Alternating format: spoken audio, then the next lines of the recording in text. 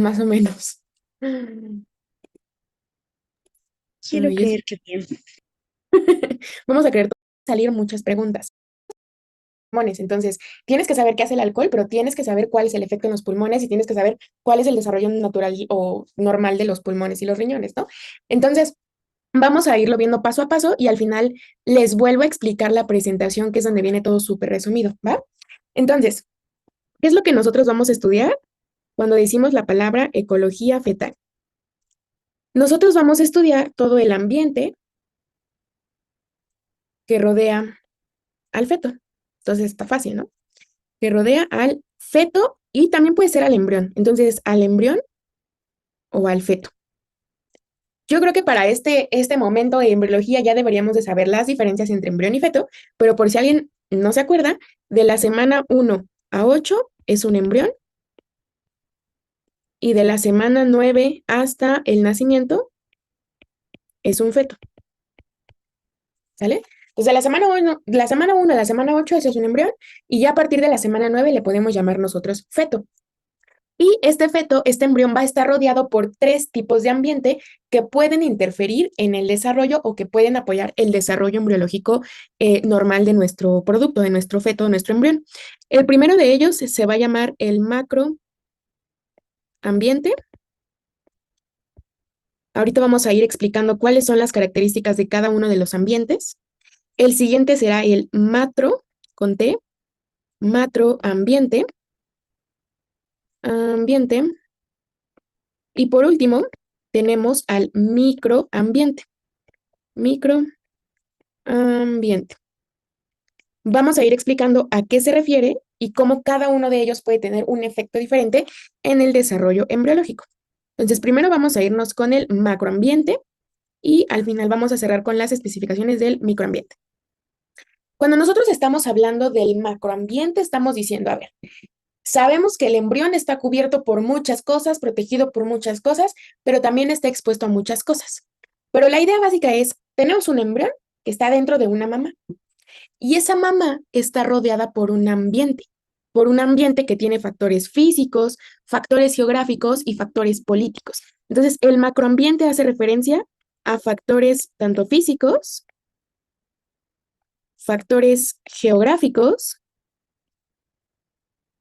y factores políticos.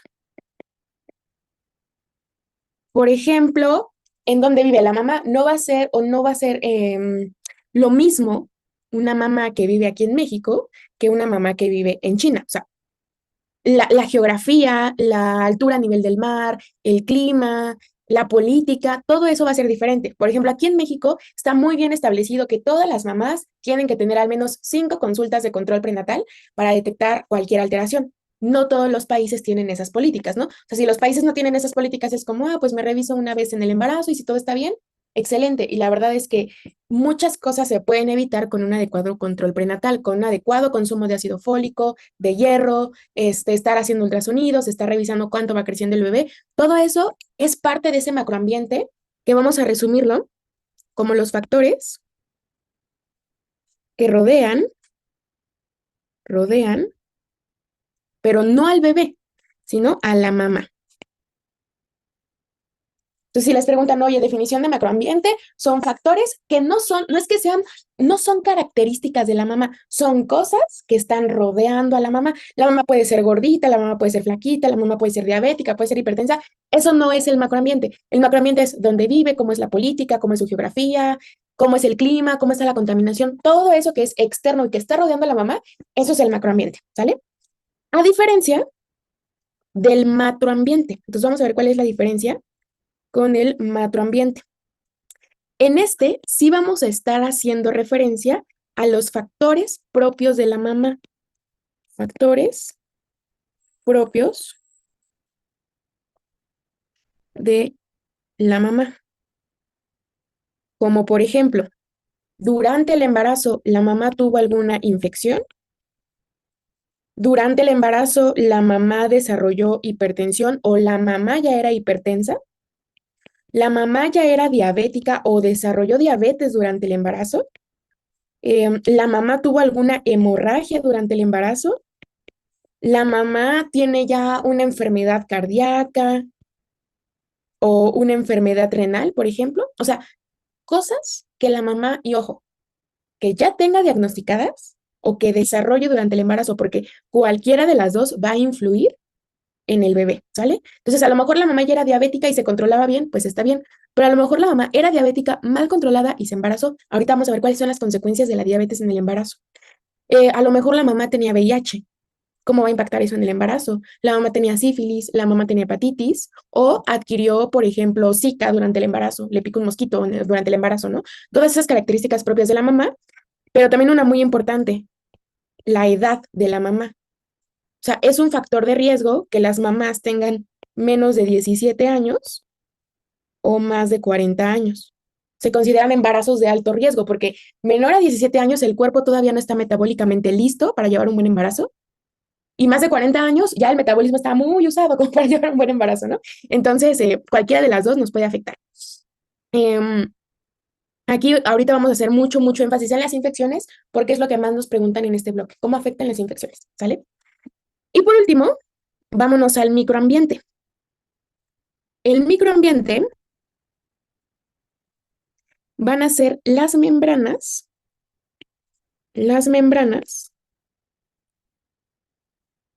y estructuras que protegen al embrión o feto.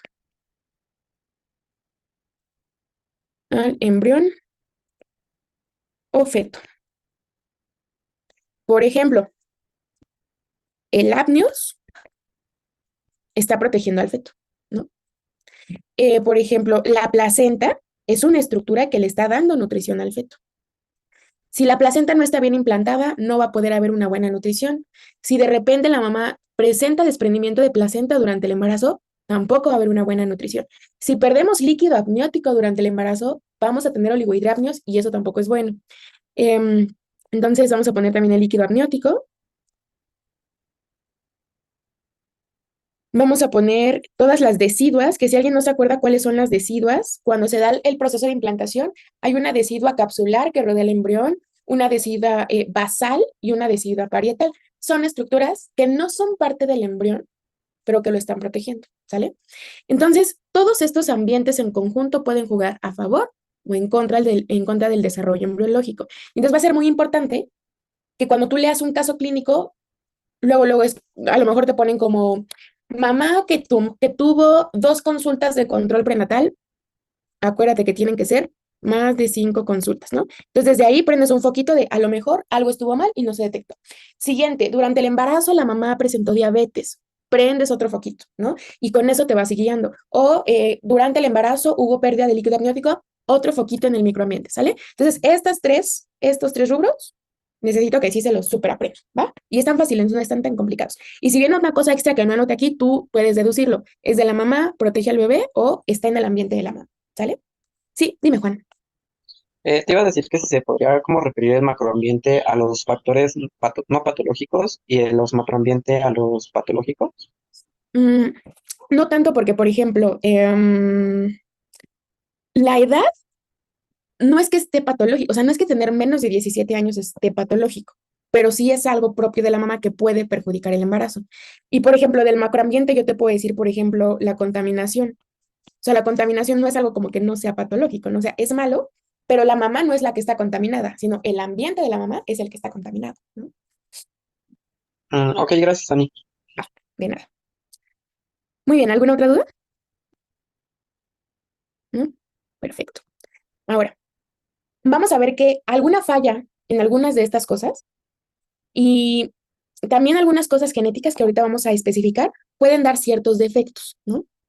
Rebe me dice la cantidad de consultas en dónde entraría. La cantidad de consultas sería el macroambiente, porque la mamá está en un ambiente donde a lo mejor hay una buena salud pública y sí le dan sus consultas o a lo mejor no, pero eso va a depender de la política del país, ¿no? Entonces, las consultas son del macroambiente, ¿va?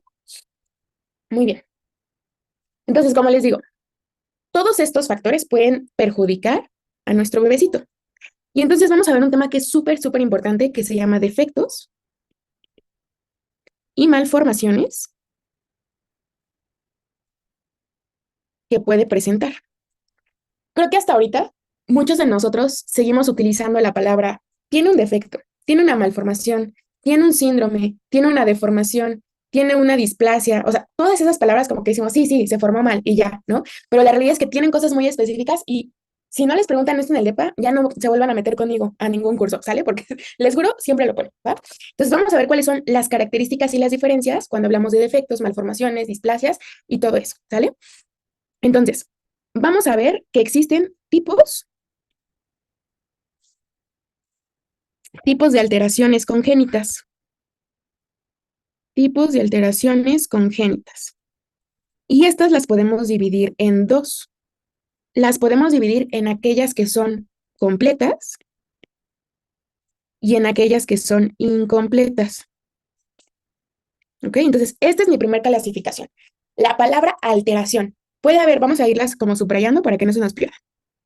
Puede haber alteraciones congénitas que son completas o que son incompletas. Aquellas que son completas hacen referencia a que hay una ausencia de alguna estructura, ¿sale? Ausencia de alguna estructura. De alguna estructura. Por ejemplo, si no se forma una extremidad completa, ¿alguien se acuerda cómo se llamaba eso? Empieza con A. Amelia, Amelia. Perfecto, amelia. Entonces, la amelia es un tipo de alteración completa porque no se formó toda la extremidad. Otra patología, la agenesia renal. La agenesia renal también es una patología de alteración completa porque no se formó toda la estructura por completa. Ahora, vamos a ver algunas que son, por ejemplo, incompletas. Quiere decir que sí se formó, pero le hizo falta desarrollo. Le hizo falta desarrollo. Por ejemplo, la micrognatia. Si alguien no se acuerda qué es la micrognatia, es cuando la mandíbula sí se forma, pero queda muy chiquita, ¿sale? Ese es un tipo de alteración incompleta. O sea, sí se formó, pero quedó como muy chiquita. Otra patología, por ejemplo, la hemimelia. La hemimelia se empezó a formar, pero no completamente, ¿sale? La rizomelia, la meromelia, todo eso es que sí se formaron, pero quedaron chiquitos, ¿ok? Entonces, lo primero que nosotros podemos, en lo primero, en lo que nosotros nos podemos fijar es, ¿fue completa o fue incompleta? Esa va a ser la primera, ¿sale? Después, tenemos que ver en qué periodo se desarrolló, cuál fue el mecanismo que lo desarrolló y cuál fue la causa. Entonces, dentro de estas alteraciones que pueden ser completas o incompletas, vamos a darle una subclasificación más allá de decir completo o incompleto, ¿ok? Pero antes de eso, ¿alguna duda con estas? ¿No? Ok, no. Muy bien. Entonces, la siguiente diapo es de la que más pregunta, ¿va? Vamos a poner una como tablita donde vamos a poner el defecto, vamos a poner en qué periodo se desarrolló, vamos a poner cuál es el mecanismo y vamos a poner cuáles son las causas. Causas y algunos datos extra que vamos a leer.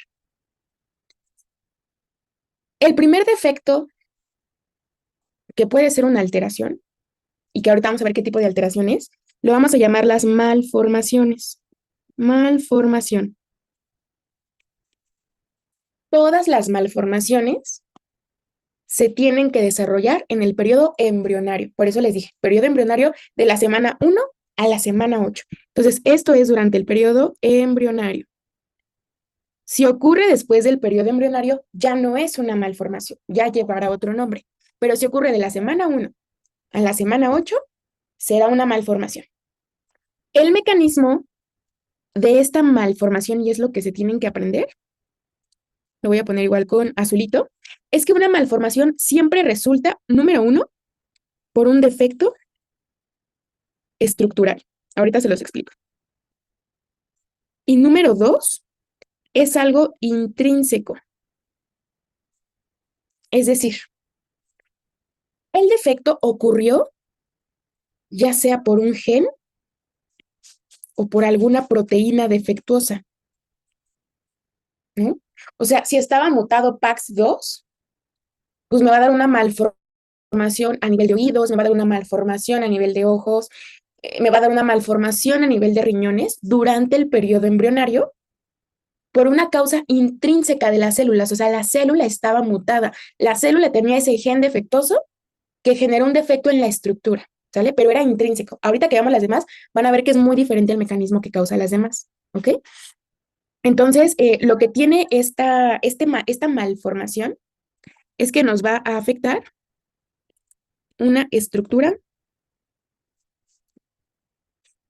de un segmento completo, de un segmento completo. Me van a decir, Dani, no entiendo qué es eso. Cuando digo de un segmento completo no es que nada más me afecte, ¿cómo se les explico? Por ejemplo, del riñón, no es que nada más me afecte el uréter de todo el sistema renal, sino que me va a afectar todo el riñón. O no es que nada más me afecte una celulita del ojo, sino que me va a afectar el desarrollo del ojo. No es que nada más me afecte una porción de células de mi oído externo, me va a afectar todo el oído externo, ¿sale? Y por eso es una malformación, porque así como lo dice, quedó mal formado desde el periodo embrionario, ¿sale? Ya no hay forma de solucionarlo, no es que con el crecimiento se quite, no es que lo podamos evitar, hay una malformación intrínseca, ¿sale? Ok. Insisto, ahorita que veamos los demás van a quedar las cosas más claras y ya después me voy con las dudas, ¿ok? Esto de causas y extra, o sea, es como datos extra específicos que tenemos que saber de cada una de los efectos, ¿sale? Vámonos con el siguiente. Vamos a ponerlo en rosita. El siguiente es una disrupción. Disrupción. Las disrupciones ocurren durante el periodo fetal. Las disrupciones ocurren durante el periodo fetal. Y esto se va a deber, número 1, a una interferencia por factores que son extrínsecos. A lo mejor en el periodo embrionario la estructura venía bien, pero durante el periodo fetal, no un factor intrínseco de la célula venía bien, la célula estaba bien programada para generar la estructura, pero algo de afuera hizo una disrupción, hizo una interferencia en el desarrollo. Y número 2, va a ocasionar una desorganización tisular. Entonces, el tejido venía bien formado, venía bien organizado, algo lo interrumpe y desorganiza el tejido o la parte tisular, ¿sale? Entonces, ¿qué cosas pueden ser esos factores extrínsecos? Por ejemplo, una hemorragia materna, o sea, que la mamá haya tenido una hemorragia durante el embarazo. Vamos a poner aquí hemorragia, pero de la mamá. Por ejemplo, las bridas apnióticas. Bridas apnióticas. Por ejemplo, el oligohidramnios. Por ejemplo, las infecciones, que también deben ser de la mamá. Infecciones. Entonces, a lo mejor el bebé estaba formando bien su cráneo, pero a la mamá le dio zika. Y entonces ya no dejó que se desarrollara bien el cráneo. O la mamá tuvo bridas apnióticas, que si no se acuerdan qué es que de las membranas extraembrionarias se desprenden hilitos y esos hilitos van y se enredan en las extremidades de los bebés. Entonces la extremidad iba creciendo bien, todos los genes estaban bien, el desarrollo, el tejido iba bien, pero llegó un factor externo que se enredó en la piernita y a lo mejor le hizo una malformación. O la mamá perdió líquido amniótico y entonces nos da displasia de cadera, ¿no? Entonces, todo eso son disrupciones por factores externos que ocurren durante el periodo fetal, ¿sale? Muy bien. Vamos con la que sigue. La que sigue, lo puse en azul, ahora en moradito. La que sigue se llama deformación. Deformación. Una deformación también ocurre durante el periodo fetal. ¿Qué causa las deformaciones? Número 1, fuerzas mecánicas. Fuerzas mecánicas. Estas fuerzas mecánicas que no deberían existir, y ahorita vamos a ver cuáles son, el efecto que hacen es una distorsión de las estructuras. Y esto es bien importante para que la diferenciemos de la otra. Alteran la forma, pero no la organización tisular. ¿Qué quiere decir esto? Cuando tú estás alterando la organización tisular, puede que, por ejemplo, ese tejido no sea funcional. Es decir, pues a lo mejor ahí tenemos, a ver, me estoy tratando de recordar alguna. em, mm, por ejemplo, en el cerebro. En el cerebro, cuando tenemos zika y el cráneo queda chiquito, pues el cerebro también queda chiquito y el tejido va a estar desorganizado, los niños van a tener retraso mental, porque todo el tejido, todas las conexiones neuronales están afectadas. Entonces, se afectó la función del tejido. O sea, ese tejido nervioso nunca va a funcionar igual que un tejido nervioso que se desarrolló de forma adecuada, ¿no? O, por ejemplo, en la médula espinal, si nosotros tenemos un mielomeningocele, o sea, esa médula espinal está afectada y está afectada la función de la médula espinal porque el tejido está desorganizado y hay una alteración de la función. Vamos a ponerlo aquí para que quede igual claro. Aquí hay una alteración en la funcionalidad, ¿ok? En la funcionalidad del tejido. En la deformación no hay una alteración de la funcionalidad.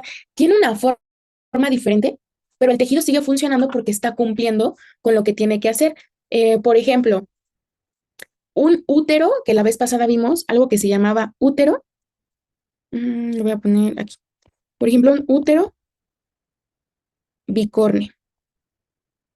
Un útero bicorne, dijimos que era, cuando se unen los dos conductos paramesonéfricos, se tienen que fusionar por completo para que haya un único útero. Pero si no se fusionan por completo, quedan como dos orejitas, o sea, en lugar de que se vea así, se va a ver como con dos orejitas arriba, porque hubo una parte que no se fusiona. Pero el útero sigue teniendo su capa de endometrio, de miometrio, de perimetrio, sigue siendo capaz de ser fecundado. No es como que nos genere una alteración de la función, pero sí está deformado, o sea, sí tiene una forma distinta, ¿no? Me voy a ir mucho, por ejemplo, a las extremidades. En las extremidades, cuando tenemos un dedo de más, cuando tenemos polidactilia, es claro que está deformado, pero no nos va a limitar los movimientos. Vas a tener un dedo de más, ¿no? Pero no te va a limitar la función. No está alterada la función, solo está alterada la forma. Entonces, alteran la forma, pero no la organización tisular, ¿sale? ¿Cuáles pueden ser las causas de alguna deformación? Por ejemplo, embarazos múltiples. Los embarazos múltiples, pues obviamente no es lo mismo que haya uno a que haya dos adentro. Entonces, aunque el tejido se quiera formar bien, pues no va a tener espacio y va a tener que crear deformidades o el cuerpo puede crear ciertas deformidades secundarias a esa falta de espacio, ¿vale? Puede ser eso, puede ser la posición del feto dentro del útero, cómo se posiciona el feto. Mm, y ya, básicamente esas son las más importantes. Me voy a ir con la última y ahorita hacemos un resumen para ver las diferencias entre todas estas. La última causa o el último tipo de alteración es la displasia. Pero fíjense la diferencia. La displasia es en los primeros años de vida. Es decir, el bebé, el bebé nació bien, ¿no? El bebé no nació con ninguna alteración, ni con ninguna malformación, ni con deformaciones, ni con disrupciones. Pero en los primeros años de vida, algo pasó que nos causó algún tipo de displasia. Entonces, esto puede ser por genes que se activan en la vida postnatal, o sea, después de nacer. Y como son después de nacer, eso ya no nos interesa a los embriólogos. Solamente nos interesa lo que ocurre durante el desarrollo embrionario y fetal. Entonces, las más importantes serán estas de acá arribita. Estas de aquí, ¿sale? ¿Cómo se los preguntan en el examen? tipo de defecto estructural intrínseco que puede desarrollar la alteración de un segmento completo. Aquí está. Estructural intrínseco, segmento completo, malformación. Tipo de alteración que ocurre durante el periodo fetal por factores extrínsecos, ¿no? Y que puede causar X patología. Con que te digan fetal y extrínsecos, eso es una disrupción. ¿Cuál es la alteración que se da, por ejemplo, durante el periodo fetal? Donde hay una distorsión, no desorganización, una distorsión de las estructuras, eso es una deformación, ¿sale? Entonces, esas son las palabritas clave que nosotros tenemos que identificar, ¿va? Muy bien. Hay otra clasificación que nosotros también usamos mucho porque esto es malformación, disrupción, deformación, etc.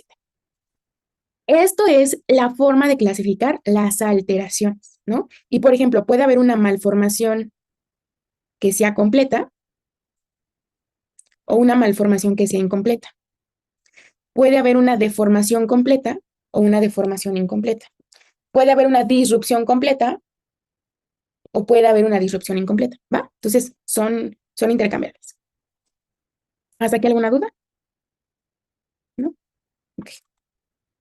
Ahora, vamos a clasificar que dentro del espectro de las alteraciones podemos tener muchas juntas, es decir, puede que el niño tenga una malformación más una deformación o una deformación más una disrupción. Y eso es otra forma de clasificarlo. Entonces, agrupamiento de las alteraciones.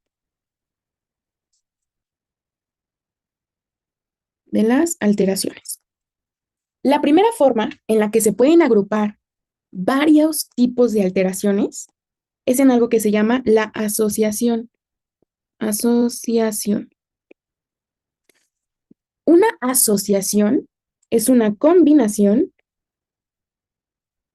aquí viene después la palabra clave, no al azar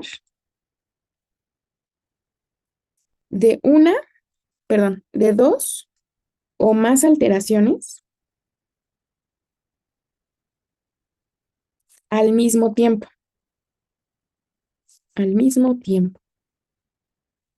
Es decir, el embrión o el feto presentó varias alteraciones, que pueden ser dos o más alteraciones, y todas ocurrieron al mismo tiempo. Les voy a dar el ejemplo. ¿Alguien sabe el ejemplo de alguna asociación que haya escuchado?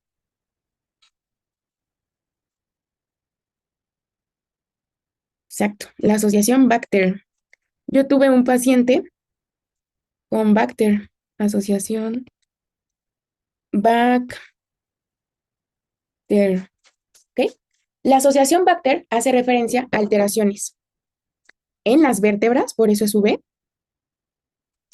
atresia esofágica, por eso es la A, cardíacas, por eso es la C. Ya se me olvidó de qué es la T. Cardíacas, ahorita les digo de qué es la T.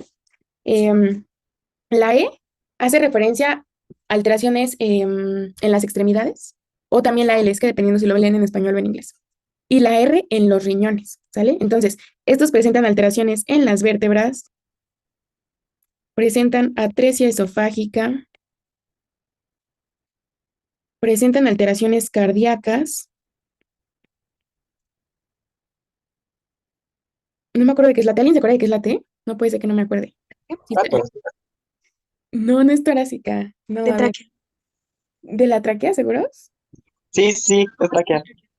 Ok, les voy a creer. Alteraciones en la tráquea que se puede, sí, es cierto, que se pueden manifestar como fístula traqueosofágica en la mayoría. La E, a ver de qué es la E. Esofágica. ¿Y entonces la A de qué es? Ahí está, ¿no? Entonces, ahorita lo investigamos. Y la R es de riñones y la L es de limb, de extremidades. Entonces, ¿qué es lo característico de estas asociaciones? Ah, ya me acordé de qué es la A. Ah, no. Sí, exacto, exacto. Aquí es, bueno, vamos a dejarlo. Es de ano imperforado. Ah, ya me lo puso aquí. Ajá, imperforado. Entonces vean cómo no tienen nada de sentido. O sea, por ejemplo, cuando decíamos, está mutado PAX2, Pues bueno, sí, PAX2 interactúa con los riñones, con los ojos y con los oídos. Por eso vamos a tener alteraciones en esos tres. Pero ¿qué tienen que ver las vértebras con el ano? ¿Qué tienen que ver los riñones con el esófago? O sea, como que no es que haya una causa común, pero todas las alteraciones ocurren al mismo tiempo y todos los niños presentan este mismo patrón, ¿no? Entonces, por ejemplo, a nosotros nos llegó un paciente que tenía escoliosis, que tenía comunicación interventricular, que nació con ano imperforado, que nació con fístula traqueosofágica, y entonces ahí tú haces el diagnóstico de una asociación. Son defectos que se presentan al mismo tiempo y la palabra que dice no al azar es que no va a tener más defectos que estos, o sea, son los que están en la lista, no son otros, no es como que diga, ah, sí, ay, también tuvo microftalmia. No, entonces esa ya no es la asociación Bartter, ¿ok? Entonces, tienen que ser específicos los que tienen la lista de la asociación. Ok, no es tan fácil hacer los diagnósticos. Nosotros hacemos los diagnósticos clínicos aquí en México. En Estados Unidos se hace un estudio genético para determinar cuáles fueron los genes causantes de cada una de las alteraciones y ver si realmente hubo una asociación. En México esos estudios no se hacen. Entonces, si lo ves clínicamente, dices, ah, pues sí, es bacteria, ¿no? Lo cual no está tan bien, pero bueno, no tenemos presupuesto. Perfecto. Ahora, vamos a ver las diferencias con las otras para que quede más clara la definición. La siguiente es una secuencia. Ok. Una secuencia es una anomalía única. O sea, inicialmente solo hubo una anomalía que desencadenó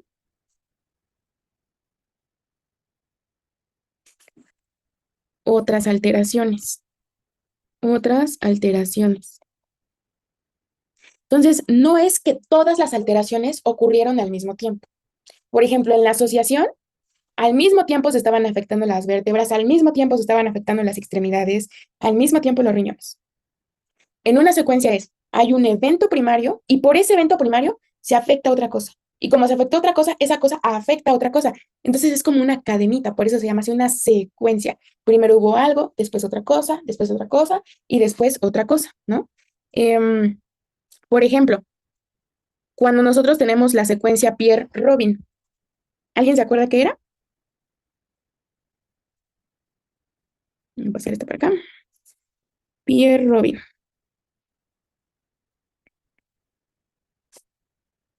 ¿Es cuando tiene la mandíbula más pequeña? Ajá. Y luego,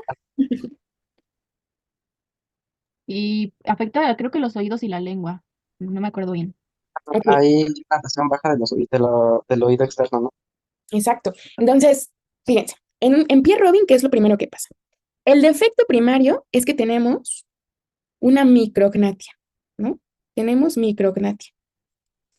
Como la mandíbula está más chiquita, no se posiciona bien la lengua. Entonces, como la lengua no se posiciona bien, después tenemos glosoptosis. Y como la lengua no se está posicionando bien, no deja, o sea, como que le estorba a los paladares para unirse, y entonces tenemos paladar hendido. Paladar hendido. Entonces, no se presentaron al mismo tiempo. Tuvo que haber micrognatia para que después hubiera glosoptosis, para que después hubiera paladar hendido. Si nunca hubiera habido micrognatia, esto nunca hubiera pasado, ¿sale? Entonces, es muy diferente una asociación a una secuencia en este sentido, ¿sale? Muy bien. Siguiente tipo de alteración, tenemos a los síndromes, ¿ok? Entonces, el siguiente es un síndrome. La definición de un síndrome será un conjunto de alteraciones. Los libros lo describen como que siempre van juntas, que siempre van juntas y se presentan en la misma forma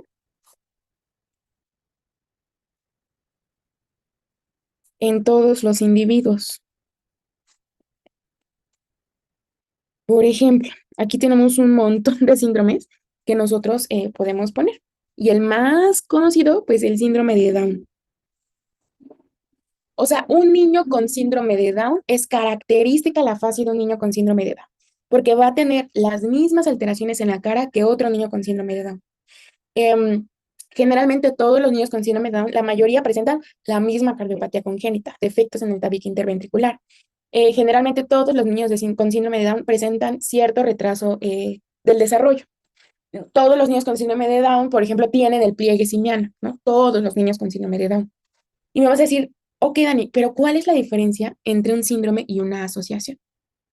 Que una asociación, yo te digo, afecta a las vértebras. ¿Cómo? Pues puede dar en algunos semivértebras, puede dar en algunos vértebras en mariposa, en otros puede dar solamente escoliosis, ¿no? Cardíacos puede dar defectos del tabique ventricular, defectos de las válvulas, defectos de los atrios. En las extremidades puede que haya hemimelia, rizomelia, amelia, ¿no? Pueden haber muchos tipos de alteraciones, pero que afectan esos segmentos. En el síndrome no, en el síndrome todas las alteraciones son las mismas o muy parecidas. Que se presentan en estos pacientes. Un niño con síndrome de Pato, tú lo ves y dices, tiene Pato. Con síndrome de Edwards, ¿no? Con síndrome de Alaguil.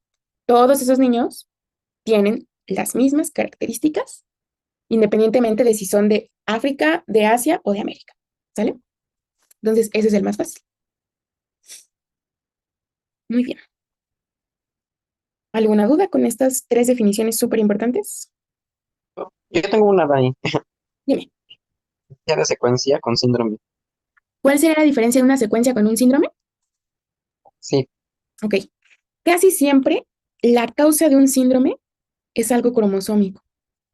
Casi siempre la causa de un síndrome es algo cromosómico. Entonces, en la secuencia, algo falló y dio un primer defecto. Ese defecto dio otro defecto y otro en cascada. O sea, fue como una cascada de defectos, ¿no?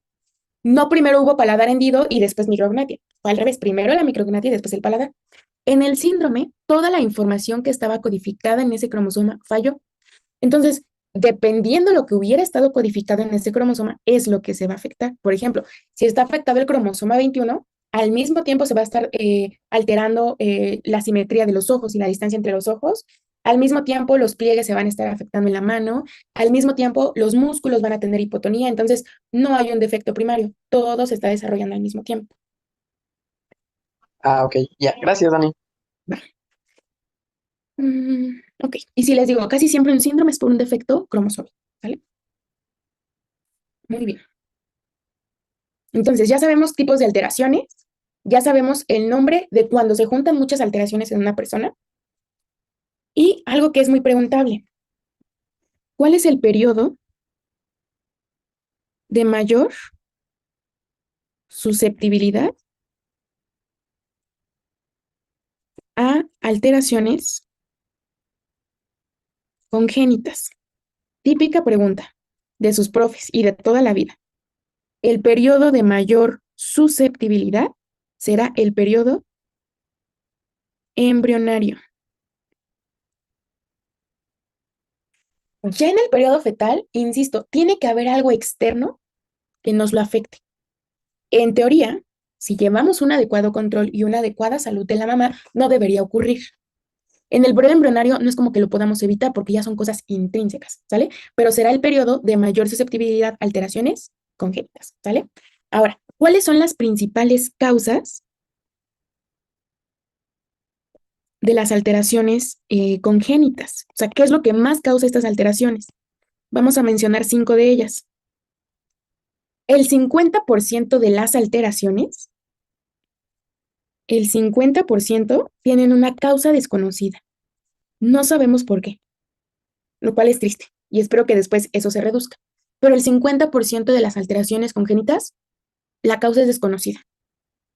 Luego, el 25% tiene una causa multifactorial.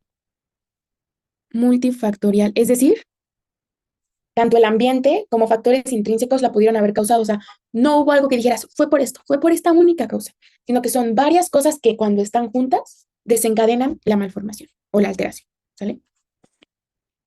De ahí, el 10%, ahí sí, son causas cromosómicas, donde dices, sí, fue ese cromosoma el que causó todo. Cromosómicas. El 8% está causada por un gen único, como por ejemplo el famosísimo PAX2, ¿no? Y únicamente el 7% será únicamente por el ambiente. Entonces, ojo con esto que les voy a decir, ¿eh? Si a ustedes les preguntan, ¿cuál es la principal causa de alteraciones congénitas? La respuesta es causa desconocida, ¿sale? Pero si les preguntan, de las causas conocidas, ¿cuál es la principal que da alteraciones congénitas? La respuesta es multifactorial, ¿ok? O sea, si les preguntan de las causas conocidas, es decir, de aquí acá, estas son las causas conocidas. Y si les preguntan de las causas conocidas, ¿cuál es la principal que nos da las alteraciones congénitas? La respuesta será multifactorial. De ahí viene la cromosómica y de ahí viene un gen único. Porque no sé por qué todos nos quedamos con que así seguro los cromosomos dan un buen de alteraciones, pero no. La principal causa conocida son causas multifactoriales y esa será la respuesta correcta. ¿Va? Muy bien. ¿Alguna duda con esto? ¿No? No, Dani. Excelente. Y entonces, ahora sí, déjenme abrir mi presentación. Bueno, la abrimos aquí si quieren.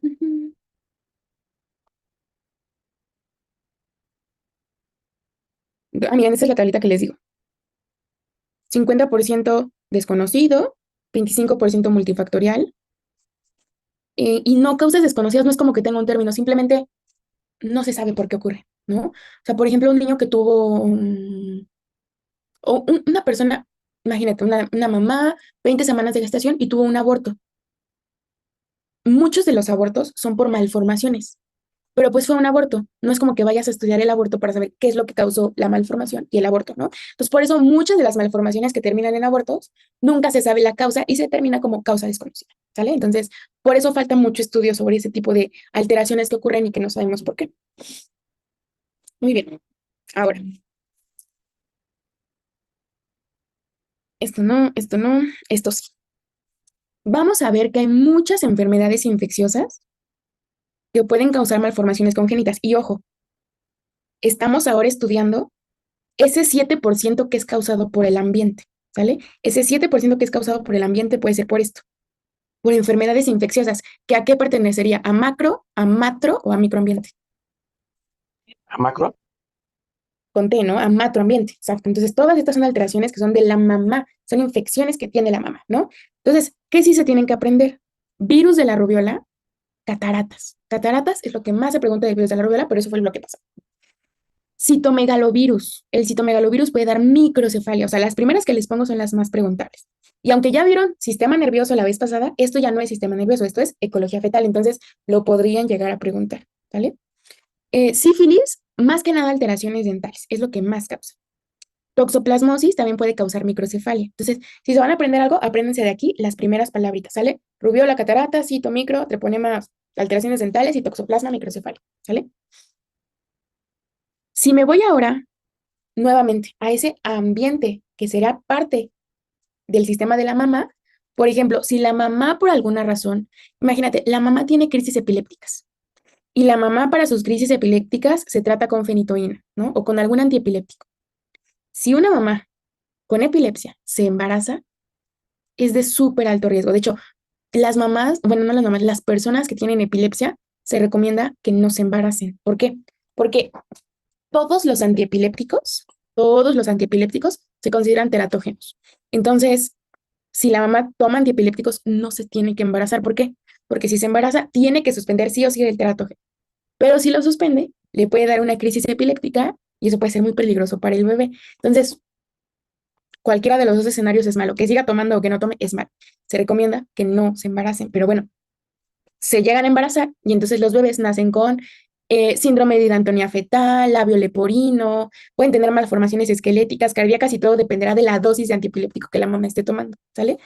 Eso es muy preguntable. Antiepiléptico, teratógeno 100%.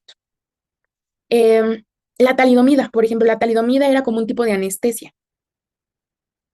Súper conocido que la talidomida da alteraciones en las extremidades. También puede dar cardiovasculares, también puede dar en pabellones, pero lo más conocido es anomalías en las extremidades. Y todo esto recuerden que es parte del macroambiente con T, porque son cosas, son fármacos que están dentro de la sangre de la mamá, ¿sale? O sea, es como si yo, imagínate, yo aquí puedo tener mis pastillas, mientras no me las tome, son parte del macroambiente. O sea, yo las estoy viendo, están enfrente de mí, pero no me las he tomado. Ya cuando me las tomo y entran a mi sistema, son parte del macroambiente, ¿sale? Entonces, lo más preguntable de aquí es, los antiepilépticos son teratógenos 100%. Y la talidomida, teratógenos 100%. Antiepilépticos, síndrome de hidantonía fetal, talidomida, anomalías en los miembros. Los antagonistas de ácido fólico y hormonas androgénicas, yo nunca he visto que las pregunten. Pero será importante que le echen una leída, ¿no? Pero nunca he visto que lo pregunten, ¿va? Luego, el alcohol. Llevamos 3 años con una pregunta de alcohol, ¿sale? Entonces, el alcohol puede causar algo que se llama síndrome alcohólico fetal, es decir, los niños nacen con, o sea, no crecen adecuadamente, tienen microcefalia, tienen retraso mental, tienen cardiopatías y algunos incluso pueden tener holoprosencefalia, pero no es lo más común. Entonces, ¿cómo han puesto este caso? Lo vamos a ver en el repaso, pero las preguntas son como, se recibe producto de 38 semanas de gestación, donde la mamá refiere llevar un pobre control prenatal y consumo constante de alcohol durante el embarazo. Lo primero que usted busca descartar al hacer la exploración física será síndrome alcohólico fetal, ¿sale? Y ya, o sea, no están tan difíciles. Después, la vitamina A o el ácido retinoico. Ustedes ya se dieron cuenta que en un montón de cosas necesitamos ácido retinoico, pero tampoco es bueno tener exceso de ácido retinoico, ¿sale? Entonces, si la mamá tiene acné, tiene que suspender el tratamiento con ácido retinoico durante el embarazo. ¿Por qué? Porque puede afectar crestas neurales, puede afectar el corazón, principalmente todo lo que tenga que ver con los genes COX, que ya vimos que están en todos lados, puede ser afectado por un exceso de ácido retinoico, ¿sale? Durante el embarazo. Todo esto sigue siendo macroambiente, con la letra T, ¿sale? Los antibióticos, esto lo hemos estado viendo mucho, streptomicina, tetraciclinas, pueden afectar diferentes regiones. De aquí, el más preguntable es el alcohol, ¿va? El alcohol, el alcohol. Aquí les pongo una foto de una niña con síndrome alcohólico fetal. Vean, tiene microcefalia. Aquí no se ve tanto porque trae su cabellito, pero tiene microcefalia, como que las fisuras palpebrales están mal posicionadas, como si estuviera tristecita, ¿sale? Como hacia abajo. Vean cómo la nariz está como más ancha en la parte inferior. Pueden tener micrognatia, pero lo más característico, o sea, si te ponen esta foto y te dicen qué tiene, tú vas a decir, pues está bien. O sea, como que así tú la ves y dices como, pues un síndrome no se le ve, ¿no? Entonces, te tienen que dar datos clínicos. La niña no está creciendo adecuadamente para su edad, la niña tiene cierto retraso psicomotor y te vas a fijar en una cosa, en los labios. Todos los niños con síndrome alcohólico fetal tienen el labio superior súper delgadito, súper, súper delgadito, ¿sale? Ve también en sus orejitas cómo tiene como los pabellones mal formados, ¿no? O sea, ya si le vemos bien, sí tiene varias cosillas. Pero si te ponen que no crece bien, que tiene desarrollo psicomotor, y le ves el labio delgado, y la mamá toma alcohol, síndrome alcohólico fetal, ¿sale? No hay de otra. Muy bien, pero el labio es una clave. Tashi Duncan, she's in another league.